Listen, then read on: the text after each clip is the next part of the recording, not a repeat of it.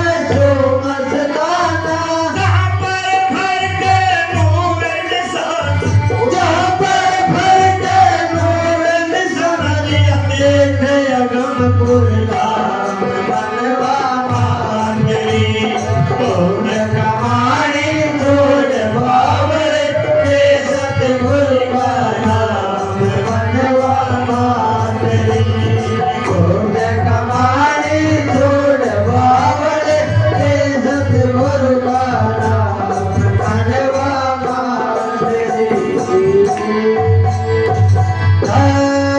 धन सतगुरु तेरा ही आसरा। तो प्रेमी सुनो, बंदे का जन्म कोई छोटा जन्म नहीं है। देवी देवता भी बंदे के जन्म के लिए तरस रहे हैं, परंतु उनको ये नहीं मिल रहा है जो हमारे को मिला है। किस लिए मिला है? परमात्मा की भक्ति के लिए, ना कि देवी देवता पूजने के लिए, वाहन पूजा के लिए नहीं, परमात्मा की पूजा के लिए, उसकी भक्ति के लिए जन्म मिला है।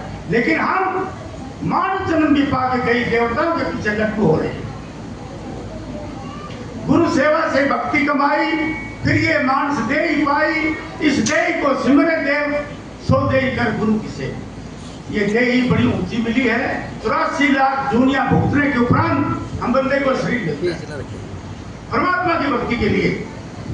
आज उल्टे नीचे कुओं में पड़ो भाई मर्जी।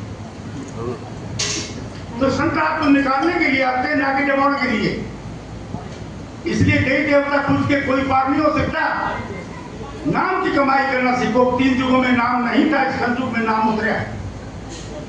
संतों ने नाम का भेद बताया है कि नाम की कमाई के बगैर आत्मा का उद्धार नहीं होगा। आत्मा परमात्मा की अंश है, सत्पुरुष की अंश है, और वो अजन्मा है। इसलिए हमें अपने भगत के संत सतगुरु का सत्संग करना चाहिए, उनसे नाम लेके नाम की कमाई करना चाहिए, गुरु के वचनों पर अटल रहना चाहिए।